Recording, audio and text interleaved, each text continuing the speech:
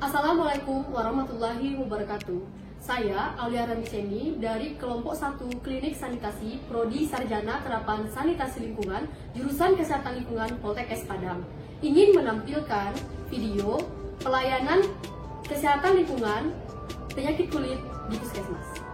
Pelayanan kesehatan lingkungan adalah kegiatan atau serangkaian kegiatan yang bertujuan untuk mewujudkan kualitas lingkungan yang sehat, baik dari aspek fisik, biologi, kimia, maupun sosial, untuk mencegah penyakit atau gangguan kesehatan yang diakibatkan oleh faktor risiko lingkungan. Alur pelayanan kesehatan lingkungan di Puskesmas. Yang pertama, pasien akan menuju ruang pendaftaran, lalu pasien menuju ruang pemeriksaan umum. Apabila pasien didiagnosa menderita penyakit berbasis lingkungan, maka pasien akan dirujuk kepada ruangan pelayanan kesehatan lingkungan. Setelah konseling, pasien akan menuju ruang farmasi untuk melaksanakan pengambilan obat.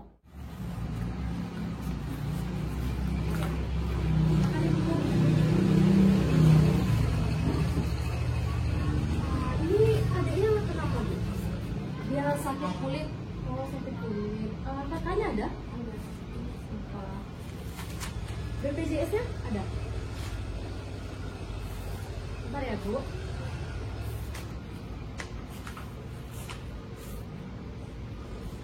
Namanya siapa, Dek?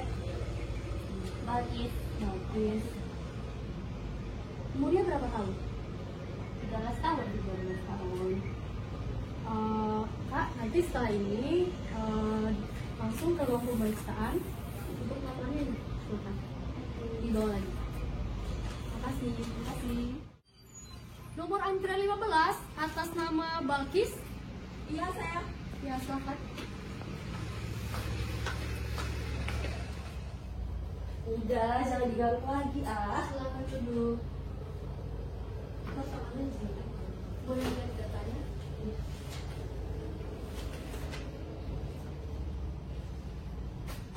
Adik Balkis ya? Kenapa? Gatal-gatal. Udah berapa hari gatal-gatal? Udah lebih dari seminggu ini, Dok. Oh, boleh dilihat? Maaf ya. Oh, ini kalau malam lebih gatal ya? Iya, Dok. Kalau malam gatal kan. Di rumah ada peliharaan hewan atau apa? Ada, Dok, kucing. Dia suka kucing.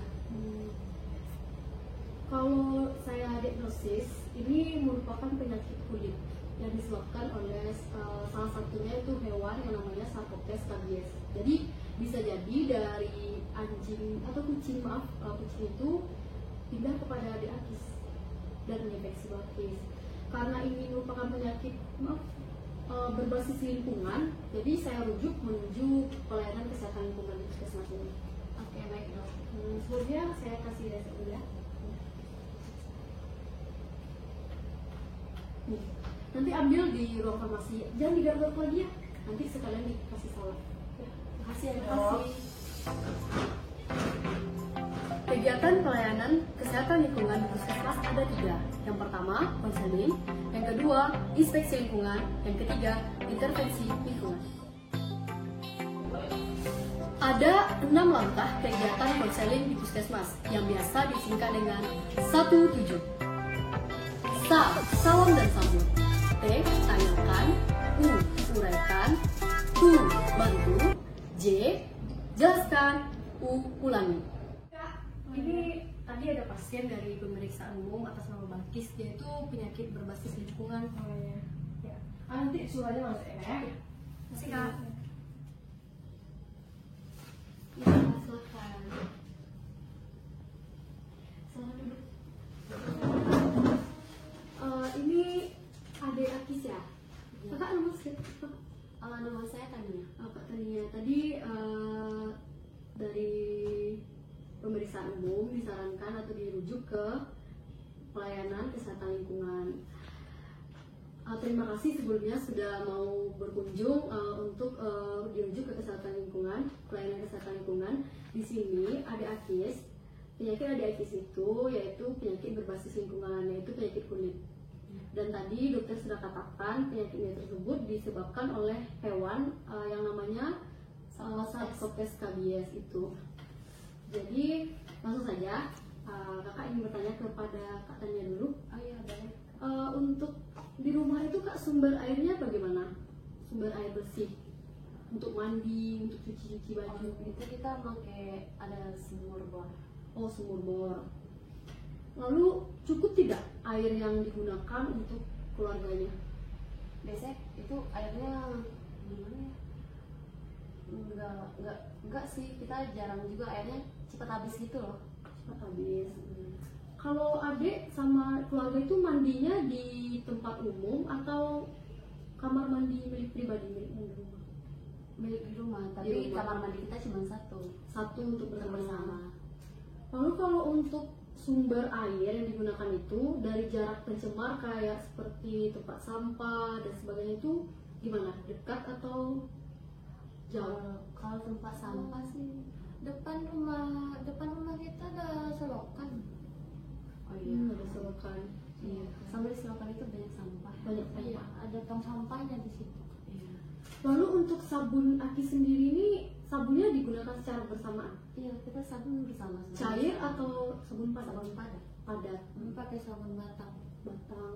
Lalu untuk handuknya itu perorangan atau bagaimana? Satu untuk semua juga?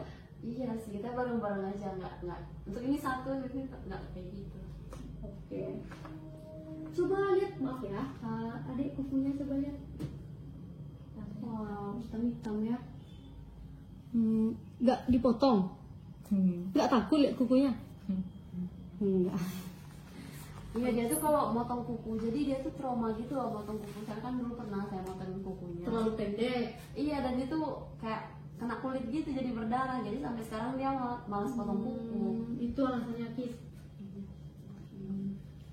Kalau Akis ini ya sama kayak kalau main itu pulang main itu nggak dibersihin dulu. Enggak, kadang dia kayak enggak dibersihin. Mau ya coba kakak cek dulu.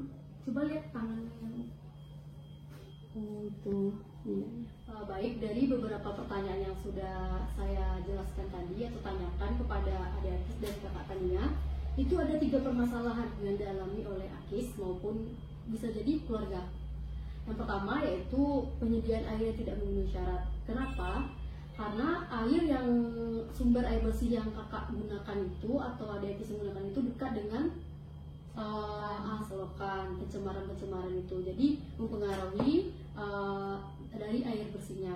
Lalu yang kedua yaitu terfokus kepada kesehatan perorangan di rumah kakak yang jelek. Karena apa? Yang pertama, handuk digunakan secara bersamaan. Iya. Tahu kan kenapa handuk itu tidak boleh digunakan secara bersamaan? Karena perpindahan bakteri dari satu orang ke orang lain itu sangat cepat. Lalu kedua, karena Akis ini kan sudah menderita yang namanya penyakit kulit. Iya. Tetapi kakak tetap menggunakan sabun yang sama. Iya. Seharusnya boleh menggunakan sabun yang sama tetapi sabun cair. Dan untuk alat usapnya pun harus beda. Kayak busa untuk usap ke badan itu harus dibedakan juga karena adik Akis ini sudah menderita penyakit kulit. Di sana nantinya kita akan memutus yang namanya penyebaran penyakit kulit ini dari Akis tidak tersebar kepada kakak. Dan yang ketiga itu khusus kepada adik Akisnya sendiri karena adik Akis coba lihat kukunya yang panjang. Kalau mungkin mandinya juga jarang ya, mandinya yang jarang. Jadi ini sepertinya harus dibebankan kepada kakak yang akan mengatur adiknya ini. Dari berbagai masalah yang kita uraikan tadi, dapat kakak berikan saran kepada adik Akis maupun Kak Tania. Yang pertama itu sumber airnya. Sumber airnya itu kalau dapat dan bukan dapat, tetapi harusnya harus ditutup. Dan jaraknya itu pun dari sumber pencemar itu harus lebih dari 10 meter. Lalu untuk yang namanya kesehatan perorangan itu, ya anduknya diganti, anduknya digunakan per masing-masing orang. Ada 7 anggota keluarga, minimal 7 juga anduknya. Dan sabunnya juga, sabun boleh, tapi sabun cair yang digunakan secara bersamaan untuk usap ke badannya atau busanya itu juga dibedakan. Lalu sering-seringlah CTPS kepada keluarga juga, kepada Akis juga. Dan yang khusus untuk Akis, gunting kukunya ya. Gunting kukunya setelah main itu, mandi, ganti bajunya. Bajunya tuh ya karena Akis ini masih kecil, jadi kakak lah yang nanti akan mengawasi sanitasi AKIS untuk kesehatan perawatannya. Habis ini AKIS tunggu di buku ya. Bukunya jangan takut lagi, karena apa? Kesehatan sebagian dari Iman. pintar. Jadi tindak lanjut dari kegiatan konseling kita ini adalah yang namanya inspeksi ke rumah kakak Tania dan adik Akis, dan itu dilaksanakan 1 kali 24 jam terhitung dari konseling kita yang dilaksanakan pada hari ini. Kalau seperti itu kak, kapan kami dari tim sanitarian puskesmas bisa ke rumah kakak? Besok aja kak, jam itu jam 10 pagi. Jam 10 pagi. Untuk itu kakak Tania silahkan menandatangani kontrak inspeksi kita pada hari ini. Oke.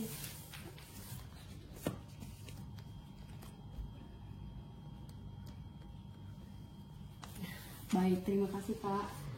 Sebelum kita mengakhiri konseling pada siang hari ini ada leaflet Kak, leaflet tentang mengenai penyakit kulit. Di sini dijelaskan kenapa penyakit kulit itu dapat terkena kepada adik Akis, apa penyebabnya dan segala macam. Boleh dibaca untuk kegiatan pencegahan untuk korban-korban selanjutnya nanti. Soalnya dicurigai di rumah kakak itu bisa jadi ada yang akan menderita selanjutnya. Ya kak, silakan dibaca Akis. Iya, potong kukunya. Iya. Dan apa yang harus dilakukan? Potong kukunya, cuci tangannya, Handuknya? handuknya beda-beda sama kakak, sama ayah. Bagus. Lalu kakaknya gimana kak? Kalau untuk yang seperti sumber air itu? Oh iya, itu sumber airnya kan minimal 10 meter dari sumber air. Iya. Dan tolong diawasi aktifnya ya kak. Iya. Baik, cukup sekian dan terima kasih ya kak sudah Ya. berkunjung ke pelayanan kesehatan lingkungan itu. Terima kasih. Terima kasih. Permisi kak, saya Iya. mau ambil obat. Sebentar ya. Iya.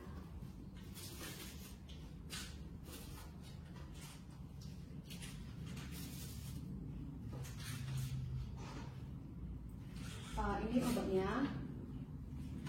Ini di sini ada antibiotik ya kak untuk si adek. Dan ini untuk demamnya dan untuk alerginya.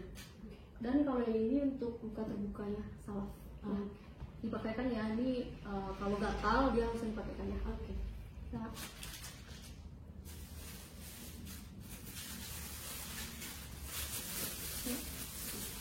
Terima Sehat. kasih.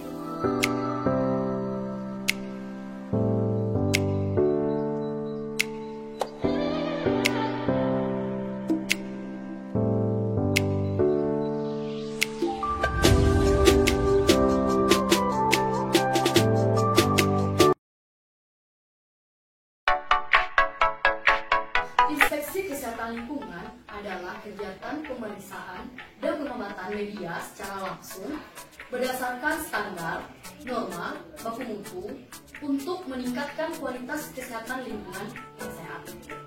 Inspeksi kesehatan lingkungan ini dilaksanakan berdasarkan hasil konseling yang dilakukan terhadap pasien atau klien untuk menilai faktor risiko yang akan dihadapi pasien berdasarkan faktor risiko lingkungan. Inspeksi kesehatan lingkungan ini dilaksanakan secara berkala untuk investigasi kejadian luar biasa yang terjadi di masyarakat. Ada 4 metode inspeksi kesehatan lingkungan. Yang pertama, pengamatan media lingkungan. Yang kedua, pengukuran media lingkungan. Yang ketiga, uji laboratorium. Dan yang keempat, analisis risiko kesehatan lingkungan.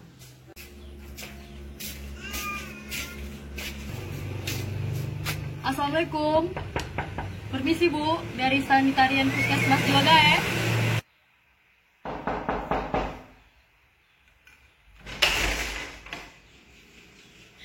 Permisi Bu, kami dari Sanitarian Puskesmas Jiwagae akan melaksanakan inspeksi ke rumah Ibu sesuai dengan perjanjian konseling yang kita tanda tangani pada puskesmas kemarin itu.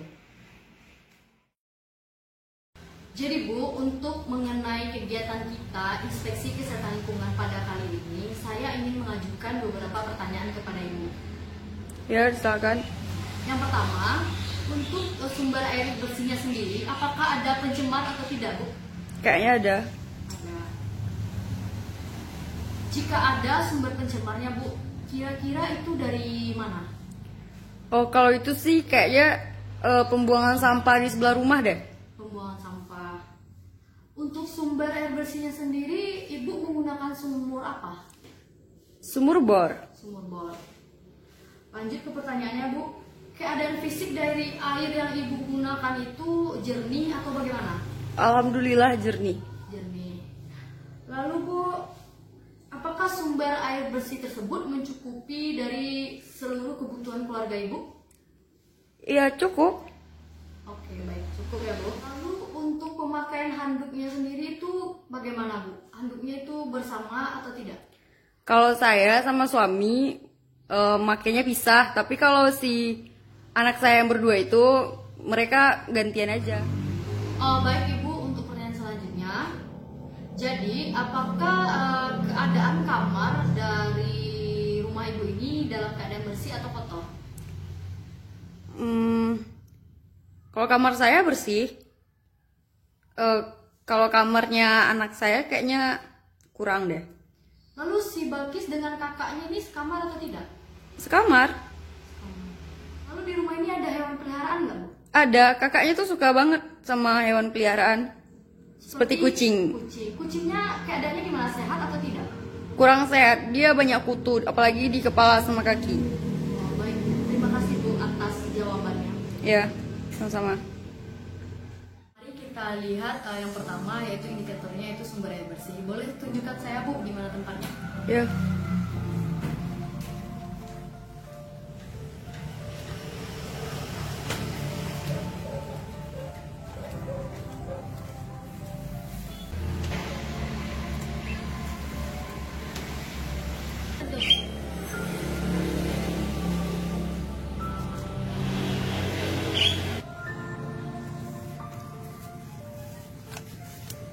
Apakah ini sumber air bersihnya, Bu?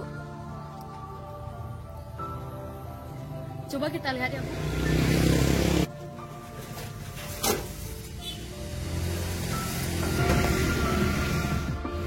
Sumber air bersihnya ya, Bu. Ternyata Ibu sudah memenuhi syarat sumber air bersih yang terlindungi. Namun bisa lihat di sini, Bu, sumber pencemarnya berada di sana ya, Bu, yaitu oleh sampah.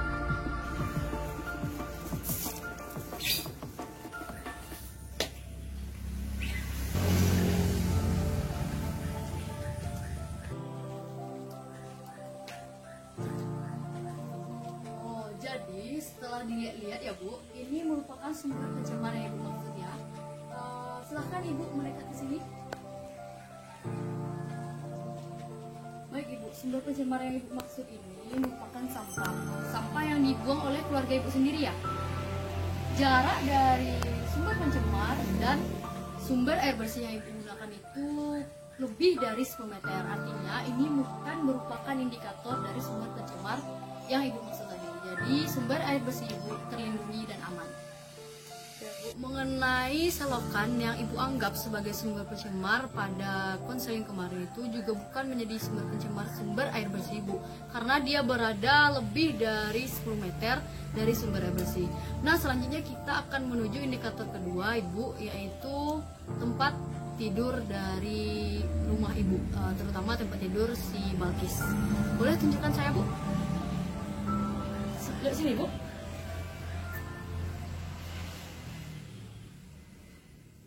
Nah, di depannya, Bu.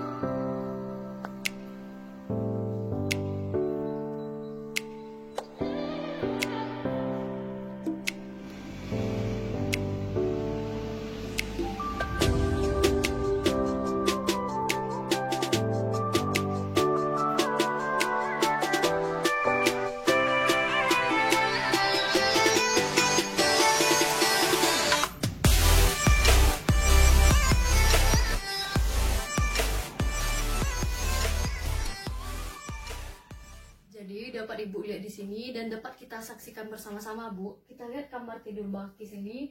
Di sini menggunakan bantal yang sudah cukup lama. Ya, dapat kita simpulkan ini sangat tidak sehat untuk kesehatan Balkis. Dan juga ketika kita masuk tadi tidak ada pertukaran udara di sini dan itu sangat pengap sekali saya lihat. Lalu dan kasurnya juga lembab dan itu menimbulkan aroma yang tidak sedap. Dan itu juga menjadi indikator bahwasanya tempat tidur dari anak ibu ini tidak sehat dan juga udaranya juga tidak sehat. Disarankan untuk ibu membuka jendelanya setiap pagi agar terjadilah pergantian udara. Lalu menjemur bantal yang lembab ini setiap pagi supaya bakteri atau kuman yang terdapat di sini dapat musnah karena sinar matahari. Seksi selanjutnya kita perlu melihat tempat mandi atau kamar mandi dari ibu. Boleh tunjukkan saya lagi, Bu? Silakan.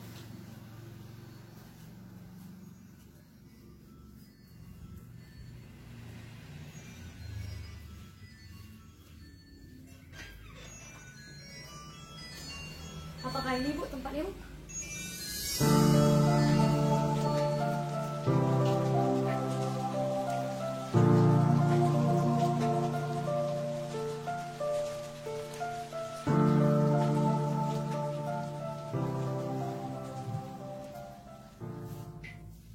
Setelah kita lakukan inspeksi kepada kamar mandi ibu, di situ kita lihat bahwasannya lantai dari kamar mandi tersebut licin yang menandakan adanya lumut dan itu tidak bersih.